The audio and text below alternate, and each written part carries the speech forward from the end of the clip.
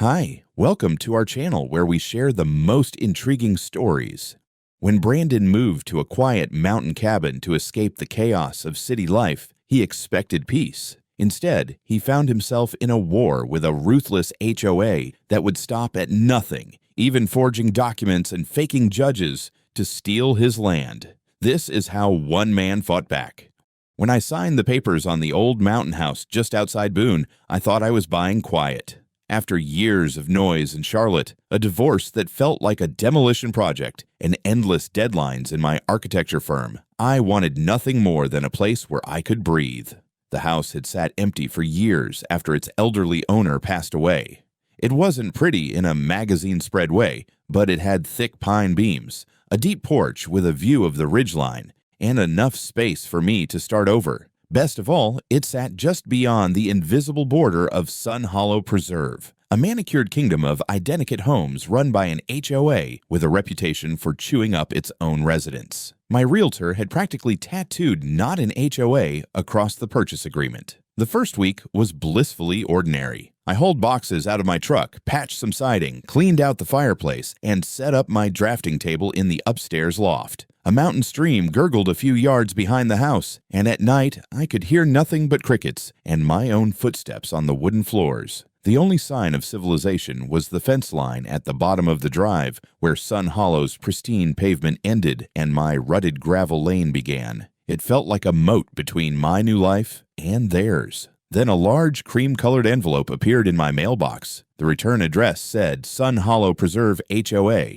Inside was a glossy welcome packet full of bylaws, lists of approved exterior paint colors, and a smiling letter from President Karen Lorraine Hardy. It congratulated me on joining the community, outlined my membership dues, and invited me to serve on the Landscape Integration Committee. The audacity was almost funny. I typed up a polite but firm response, attached copies of my deed and the county's zoning map, and mailed it back certified. I was not a member of the HOA. Their rules did not apply, and I wanted no further contact. 2 days later, as I was unloading cedar planks from my truck, I noticed a woman marching up my gravel drive with the determination of a process server, mid-50s tennis shoes, tailored vest, hair in a perfectly sprayed blonde bob, clutching a thick folder to her chest like it contained nuclear codes. She didn't bother with hello. "Mr. Scott, Karen Hardy, president of Sun Hollow Preserve," she announced, sticking out her hand. I wiped the sawdust from mine and shook it, mostly out of reflex.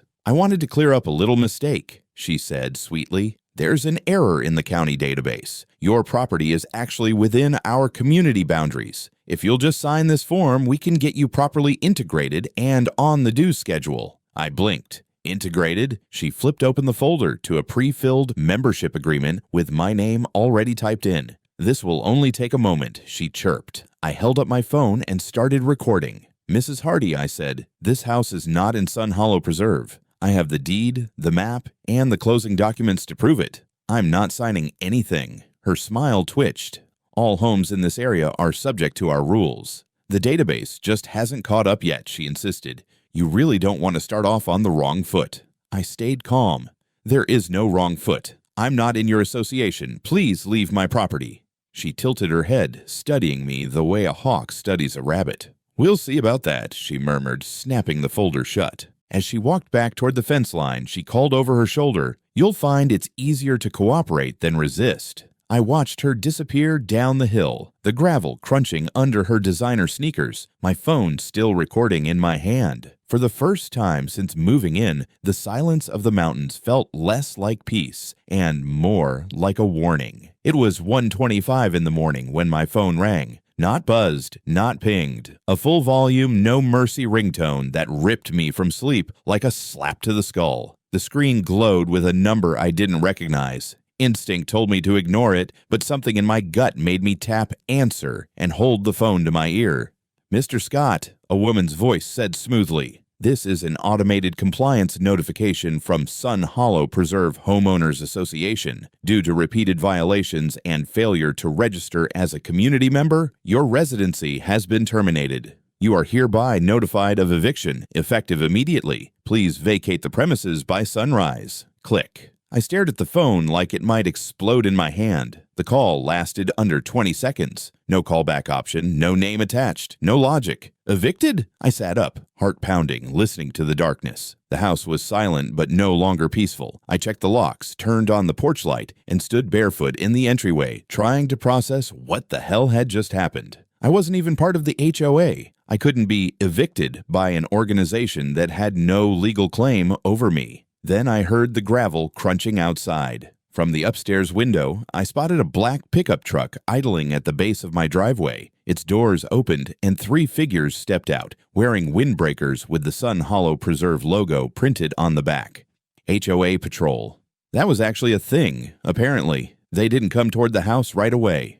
First, they started taking pictures of the porch, the windows, the mailbox post that still hadn't been replaced after last week's windstorm. One of them unrolled a small map and pointed at the property lines with a flashlight. Another began jotting notes on a clipboard. Then they came up the steps and knocked. I didn't answer. Instead, I flipped on every exterior light, pulled my boots on barefoot, and called the sheriff's office with a voice so cold it could have chilled steel. I kept the security cameras rolling and waited at the top of the stairs, watching the scene unfold through the window. They knocked again, harder this time. One of them held a piece of paper against the glass, but I couldn't read it. When I didn't respond, they returned to their truck and sat there, idling, headlights pointed straight at my house. 20 minutes later, a sheriff's cruiser rolled up with its lights off. Deputy Sanderson, mid-30s, buzz cut, the kind of guy who probably played high school football a decade too long, stepped out and made a slow walk toward the truck.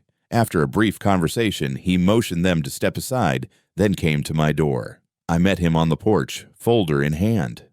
"Evening," he said, not even trying to hide how much he hated being there at that hour. "We got a call about a trespassing dispute." "No," I said, handing him the documents.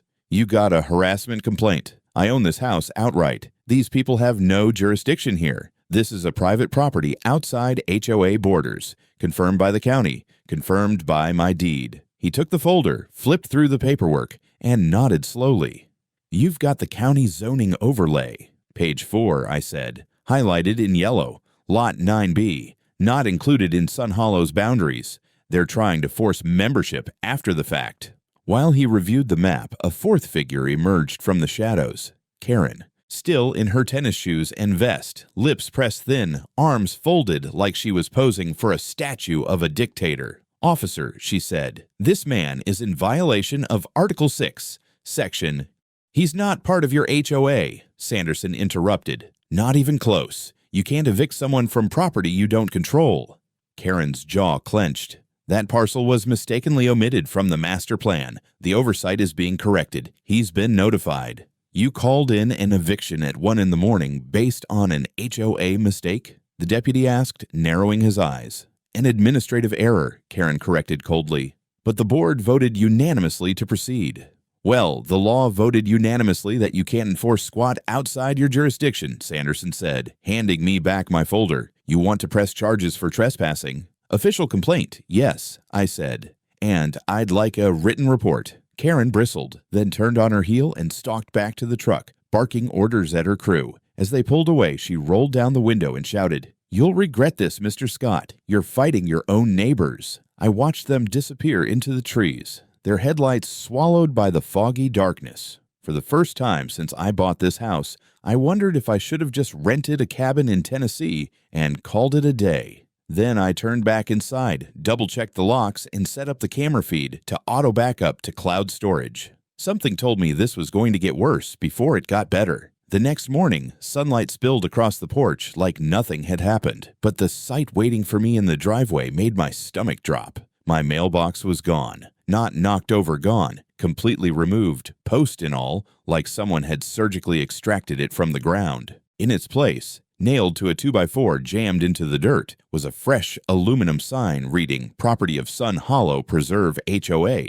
Below that, in smaller letters, "Unauthorized occupancy subject to removal." I walked up to the porch steps in a daze. Something white fluttered on my front door. It was a legal-looking notice printed on thick paper, sealed with an embossed stamp and bearing a signature at the bottom. Across the top, in bold, "Eviction order, Sun Hollow Preserve HOA." It was addressed to me by name and claimed that per Article 9, Section 4 of the HOA bylaws, I was to vacate immediately for failure to register and multiple violations of community standards. The kicker was the signature. Honier Marcus A. Delaney, District Judge. There is no Judge Marcus A. Delaney in Watauga County or anywhere in North Carolina. I knew that because I checked before I even poured coffee. By 9 a.m., I was standing at the counter of the county courthouse with the notice in a plastic sleeve. The clerk glanced at it once and actually laughed.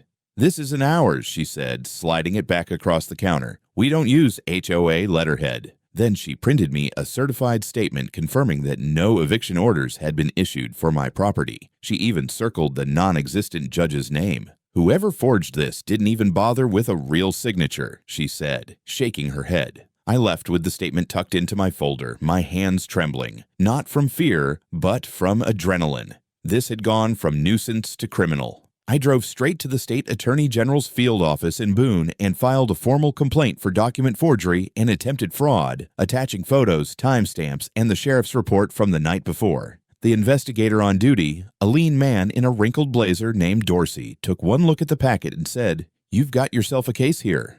By lunch, I was back at the house. The HOA sign was still in my driveway. I set up my tripod, filmed a slow pan from the stolen mailbox site to the eviction notice on the door, and narrated in a steady voice. This is what happens when an HOA thinks it owns you. Then I uploaded the video to Reddit's RHOA forum and a local Facebook group. Within an hour, it had 2,000 views and a dozen comments from other homeowners in the area, some of them hinting at similar experiences with Sun Hollow. I also called a real estate attorney recommended in the comments. Her name was Valerie Reeves, and her first question after I described everything was, "Do you have everything documented?" When I said yes, she replied, "Good. Don't talk to them anymore without me present." She asked me to scan every scrap of paper, every recording, and send it over. "They're trying to build a false record of non-compliance," she explained. "We're going to show the opposite." By the time I hung up, the sun was dipping behind the ridge. I walked down to the edge of my property and stared at the neat line of cedar posts separating my gravel lane from Sun Hollow's paved road. On their side, everything looked like a brochure. Fresh mulch, identical mailboxes, a little guardhouse with a brass plaque. On my side, it was pine needles, wet earth, and my boots in the mud. The contrast made me smile grimly. I hauled the fake eviction notice off my door, folded it carefully into a plastic sleeve for Valerie, and went inside to start scanning. Somewhere between page 25 and page 30 of the deed file, my phone buzzed with a notification. Someone had tagged me in a local forum post. I opened it and saw a photo of my house taken from the road. The caption read, "Squatter alert. Illegal occupant refuses to leave HOA property." It had been posted by an account called Sun Hollow Watch. I felt the blood rush to my face. This wasn't just harassment now. They were trying to poison the well before I could fight back. I closed the laptop, locked the doors, and told myself this was no longer just about a mountain cabin. This was war, and I had the paperwork to prove it. I barely slept that night. Every sound outside made me sit up. Pine cones falling on the roof, Karen scaling the gutters, owl screech, HOA sniper team moving into position. I wasn't scared, not exactly. It was the kind of wired, teeth-grinding alertness that comes when you know someone is trying to make you crack. And Karen was escalating. The morning began with a phone call from the local waste management company. A recorded message politely informed me that, due to recent policy changes within your community, my address would no longer be eligible for weekly trash pickup. I pressed Zorfru to speak to someone. After 10 minutes of hold music and fake apologies, a supervisor came on the line and read from what was obviously a script. Sun Hollow Preserve HOA has flagged your residents as non-compliant and outside of their serviceable zone. I'm not in Sun Hollow, I said. Well, they submitted a list of addresses with restricted access, and yours is on it. You know that's fraud, right? Silence. Then, I'm sorry, sir. You'll have to resolve this with your local HOA. I hung up before I could shout, then marched outside to take a walk down to the mailbox. Well, the spot where a mailbox should be. That ridiculous Property of Sun Hollow sign was still staked there like a flag in conquered territory. I yanked it out and threw it behind the woodpile. As I turned to go back up the drive, I caught movement in my peripheral vision. Someone watching. A woman on the Sun Hollow side of the fence, standing motionless on her porch. just staring. When I raised a hand in greeting, she turned and went inside. By noon, the pressure campaign kicked into high gear. 2 different Amazon drivers called me saying they couldn't access my property. Community restrictions. One said, UPS refused to leave a package, saying the gate looked like private HOA land and they'd been warned about trespassing. I didn't have a gate, just a damn wooden archway with a private property sign I'd hung myself. Then I got a text from the guy who had waved at me every morning while walking his dog. Sorry, man, can't be involved. Karen says you're being investigated for forged ownership. Real bad stuff. Don't want to get in trouble. Forged ownership. My jaw clenched so hard it clicked. I fired off an email to Valerie with screenshots, audio recordings, and a bulleted list of what had happened in the past 24 hours. Her reply was instant. We need a formal survey. Official boundary marker. Hire a licensed geodetic engineer. Don't wait. Also, I'm filing a cease and desist on defamation first thing tomorrow. That afternoon, I called 3 survey firms before landing one who could come out in the next day. The guy on the phone, a grizzled retiree named Dale, sounded both bored and amused. Ah, Sun Hollow, huh? Yeah, I've dealt with their folks. Let me guess, they're pretending you're on the wrong side of the line? I exhaled hard. Exactly. Don't worry, he said. We'll find the pins. They might not like what we find, but the earth doesn't lie. In the meantime, I made my own moves. I bought a cheap drone with a camera and flew it along the drainage ditch that separated my lot from the edge of Sun Hollow's territory. The old aerial maps showed it as the historic boundary, but I wanted real footage, clear, time-stamped, and uploaded to the cloud. The ditch was still there, shallow but distinct, just where it had been carved decades ago. That night, I watched the footage with a beer in hand and rage in my chest. At 10:43 p.m., the camera caught a figure walking down the HOA's side, stopping to look over the line. Karen. Even at night, even blurry and pixelated, that posture was unmistakable. Spine stiff, arms folded like she was auditing nature itself. The next morning, Dale arrived in a rust-red pickup, stepped out in a battered ball cap and said, "Time to make it official." He spent 4 hours walking the property, tapping old corner pins, cross-checking deed coordinates, and confirming that yes, my land sat firmly, undeniably outside Sun Hollow's jurisdiction. His conclusion was blunt. There's a drainage ditch and a line of flag survey pins running clean along your southern border. HOA stops at that ditch. Anyone says different, they're full of it. He printed a full report, sealed it, and gave me 3 copies. I uploaded the PDF to the HOA subreddit with the title, Karen Says I Live in Narnia. The survey says otherwise. It blew up. Over 6,000 upvotes in a few hours. Someone in the comments said, "This is going to court. Keep receipts." Oh, I was keeping all of them.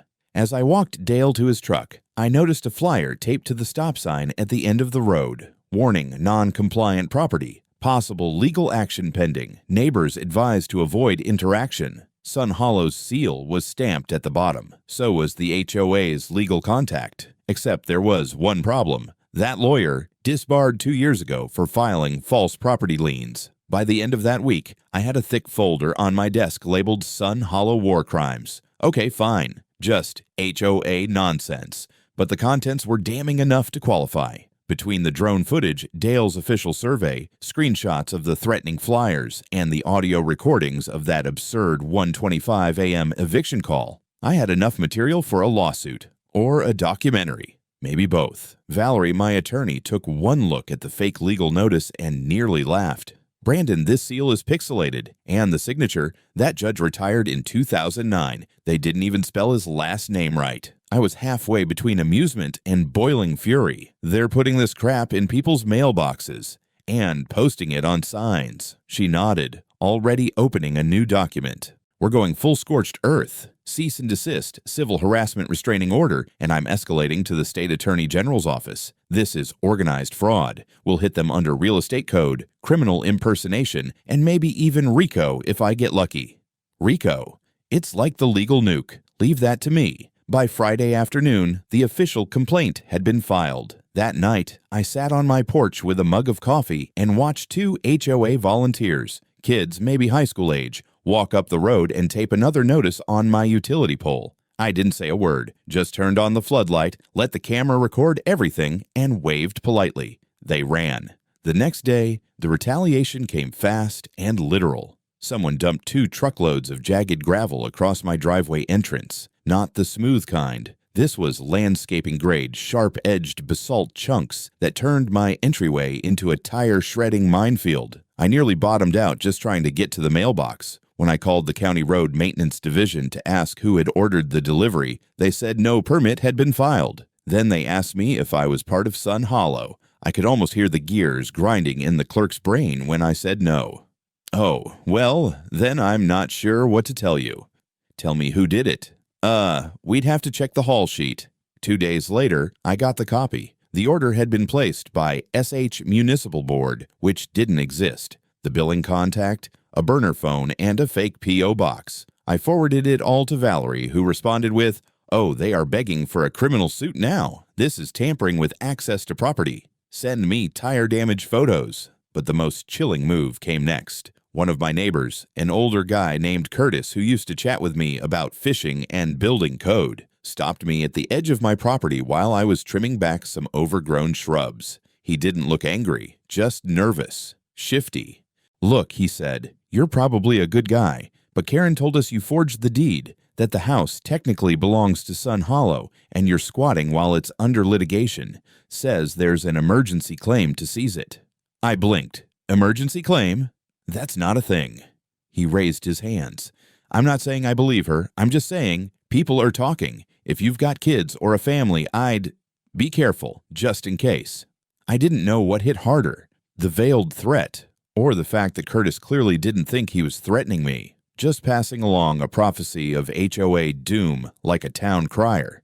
That night, I installed 2 more motion cameras, one facing the back tree line, another watching the side path near the utility box. I also ordered a weatherproof safe and put hard copies of all legal and survey documents inside it. I wasn't paranoid. I was just preparing for an HOA that had officially gone feral. Then, as if the universe wanted to reward my paranoia, something incredible happened. I received a response from the Boone County Land Use Committee. I'd sent them a formal request last week, asking if any recent boundary changes, annexations, or HOA-related filings had included my address. Their reply: "There was a recent attempt to annex your parcel via expedited HOA boundary expansion under legacy zoning claim." The submitter listed Gerald A. McKinley as the original landowner consenting to annexation. I froze. Gerald McKinley was the man who owned my house before me. I'd seen the name on the old deed. He'd died 4 years ago. His obituary was in the Watauga Democrat. I remembered reading it. They forged his consent. Karen had submitted fake documents to the county using a dead man's name to forcibly annex my land into the HOA. This wasn't just harassment anymore. This was straight-up criminal conspiracy. Valerie's reply came in under 10 minutes. "This is it. I'm forwarding everything to the State Real Estate Fraud Task Force. You're not alone now." The next morning, I was woken not by my alarm, but by the sound of a heavy engine rumbling near the edge of my property. I looked out the bedroom window and saw a bright yellow skid steer, unmarked but fresh off a trailer, parked just feet from my driveway. 2 men in safety vests were walking around, talking and pointing toward the drainage ditch, the exact spot where Dale's survey had marked the boundary line between my lot and Sun Hollow. I grabbed my phone and stepped outside. "Can I help you, gentlemen?" One of them, stocky guy with sunglasses and an attitude, barely looked at me. "Maintenance." "For what?" "Drainage. County contract." I narrowed my eyes. "I just spoke to the county last week. There's no open work order here. And that ditch, it's on private property." Sunglasses guy finally turned. "Sun Hollow requested easement clearance. We got signed authorization." I motioned toward the post with my security camera.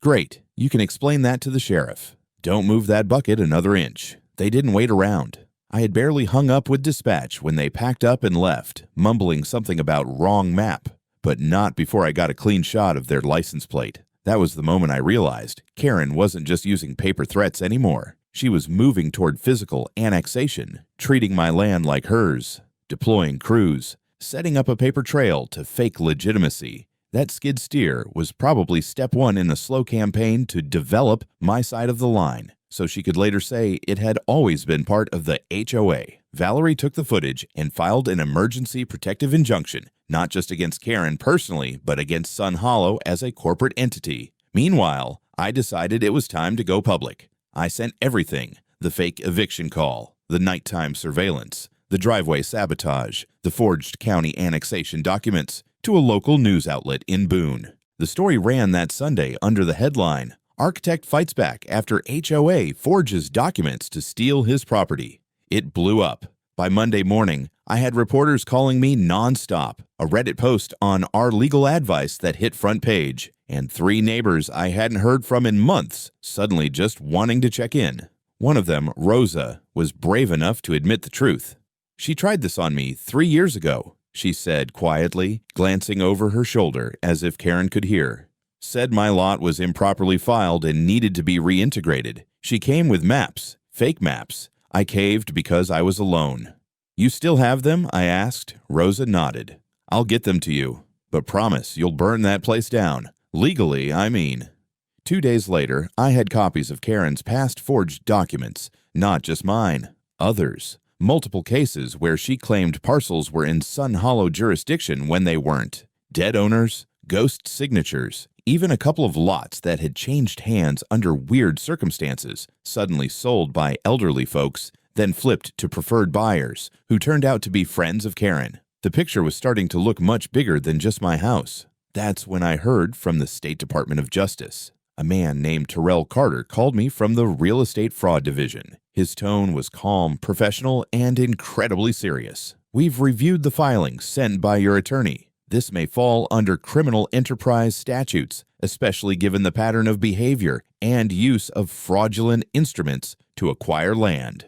We'll be investigating the HOA board as a whole. You may be contacted for a formal deposition." I sat there staring at my phone for a solid minute after the call ended. The war was no longer between me and Karen. It was now Karen versus the state of North Carolina. And me, I was just the guy who refused to open his door at 1:25 in the damn morning. The subpoena came on a Tuesday, hand-delivered by a state marshal, crisp and official, stamped with the seal of the North Carolina Attorney General's office. It wasn't just a deposition, it was a formal request to testify before a grand jury. The case file listed over a dozen affected parcels, most owned by elderly residents or absentee landowners. My name was near the top, filed under targeted property owners resisting unauthorized annexation attempts. Valerie prepped me for the questioning. "They're not just after Karen," she said, flipping through a thick binder of documents. "They're building a RICO case, patterned racketeering, fraud, extortion, conspiracy. If they get what they're after, the entire HOA could be dismantled and its board criminally charged." That same evening, I watched 2 black SUVs roll slowly through Sun Hollow. 2 men in suits knocked on doors. Not aggressive, just systematic. Information gathering, witness outreach. Karen must have known something was coming, because the next morning, she was gone, packed up, disappeared. Her house was dark, mailbox empty, car missing. HOA meetings were postponed indefinitely, but the HOA patrols didn't stop. In fact, they got bolder. 3 days after Karen vanished, I woke up to find a tall green privacy fence being installed inside my property line. Not on it, inside. A full 2 feet into my yard, spanning the western edge near the drainage ditch. The same ditch Dale had clearly marked as the boundary. No warning, no notice. Just a crew in HOA branded shirts, hammering in posts at 7 in the morning. I came out with a coffee in one hand and a copy of my property survey in the other. "Morning," I said, too calm. "Mind explaining what the hell this is?" The foreman didn't even pretend to be polite. "Community boundary upgrade, HOA authorization." I held up the survey. "This says otherwise." He shrugged. "Talk to Karen. She fled the state." He paused, and for a second I saw it, the flicker of confusion behind his sunglasses. But it passed. "We've been told to finish the job." So I told him to stop. When he refused, I called the sheriff's department. When the deputy arrived, the foreman tried to produce a right-of-way deed, which turned out to be another fake, this time using the forged signature of a long-deceased landowner. The deputy shut the operation down immediately, confiscated the document, and called in the county land office. The entire crew was gone within an hour, but the message was clear. Even with Karen off the chessboard, her board still played. That night, I installed 2 more high-resolution cameras, motion lights. I even dug out my old trail cams from storage and hid them along the tree line. Valerie said we'd need everything, because now the AG's office had enough to formally charge, but they wanted to wait until they could tie Karen to the full paper trail. And then came the leak. Someone, either from inside the HOA or the county clerk's office, sent me a scan of a confidential internal memo. It was from Karen, dated 6 months ago. Subject line, Sun Hollow Boundary Phase 4. It listed a series of private properties to be incorporated into the HOA by procedural momentum. My lot was first on the list, so were Rosa's and 5 others. What chilled me wasn't just the list, it was the language. Phrases like coerce compliance through administrative persistence, create evidentiary presence before opposition, eliminate opt-out ambiguity via signage replacement. This wasn't HOA policy. It was a playbook for hostile takeover. Valerie's jaw clenched when she read it. We're not dealing with a rogue HOA. We're dealing with organized land theft. That night, I didn't sleep. I stood by my window until sunrise, watching the fence line, coffee going cold in my hand, wondering how many more Karen had tried to swallow up before me, and how many had just let it happen. I didn't plan on becoming a neighborhood revolutionary.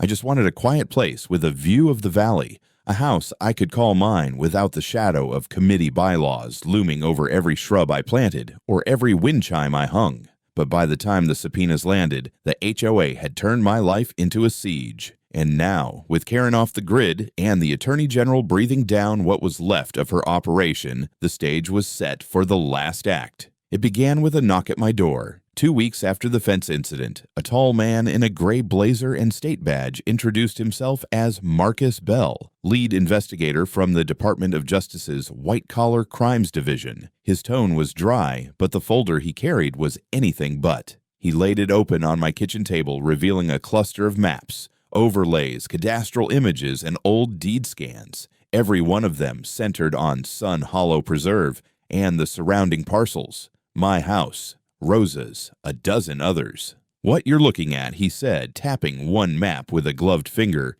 is a systematic campaign of boundary falsification and fraudulent land aggregation dating back at least 5 years. The HOA, under Mrs. Hardy's leadership, altered submitted surveys, forged signature pages, and submitted illegitimate quiet title claims without notifying the actual landowners. I exhaled slowly. You saying she tried to steal my house through zoning paperwork. I'm saying she nearly succeeded. You weren't the first, just the first to scream loud enough.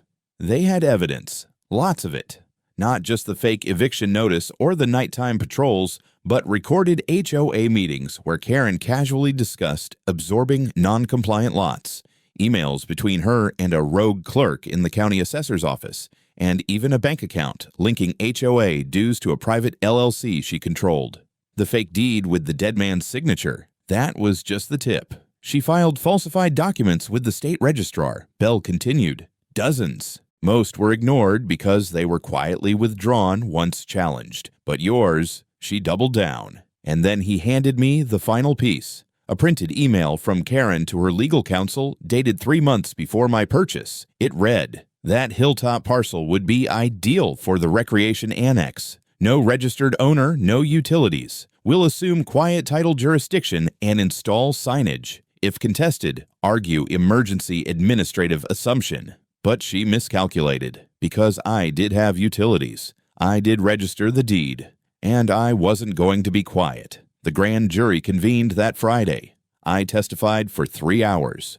Rosa came too. So did 3 other property owners, 2 surveyors, and, in a moment of poetic justice, Dale, the boundary guy, who walked the jury through the ditch line using a laser pointer and 3 blown-up topographic charts. The state brought the forged eviction notice, the HOA patrol camera footage, and the falsified boundary fence invoice that tried to bill me for materials used to trespass on my own land. The result was swift. Karen Hardy was indicted on 12 felony counts: wire fraud, mail fraud, falsifying state documents, conspiracy to commit racketeering, and harassment. Her board, or what remained of it, was named in a civil suit seeking restitution for all affected property owners. A court-appointed receiver took over the HOA. And by the end of the month, the state declared the charter of Sun Hollow Preserve revoked pending dissolution. But I wasn't done yet. On the advice of Valerie, I filed my own lawsuit, civil harassment, defamation, property damage, and emotional distress.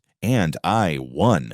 The court awarded damages, including enough punitive to fund something I'd had in mind since the first time I stared down Karen's clipboard at my gate. I bought the strip of land between my house and Sun Hollow, a skinny, jagged parcel they once used as community open space. They'd assumed it would be theirs forever, a buffer, a trail, a quiet border. But the moment I took possession, I installed a 10-foot steel fence with razor wire across the top and a sign bolted into the center. It read, "Private property, not part of Sun Hollow. Trespassers will be prosecuted." And just below that, in smaller but bolder text, "Sleep well. Karen won't call at 1:25 a.m. again." The press ate it up. Local news ran a week-long series on corrupt HOAs. State officials promised new legislation to prevent such abuse. Valerie got invited to speak at a housing rights conference in Raleigh. Rosa threw a backyard barbecue and made HOA effigy piñatas filled with fake ballots and monopoly money. As for me, I got my piece. No more surprise inspections. No more fake court orders taped to my door. No more gravel dumped across my driveway or trash service mysteriously discontinued. Just the wind in the pines, the sound of birds in the morning, and the satisfaction of knowing that sometimes, when you stand your ground, the mountain doesn't just echo back, it listens.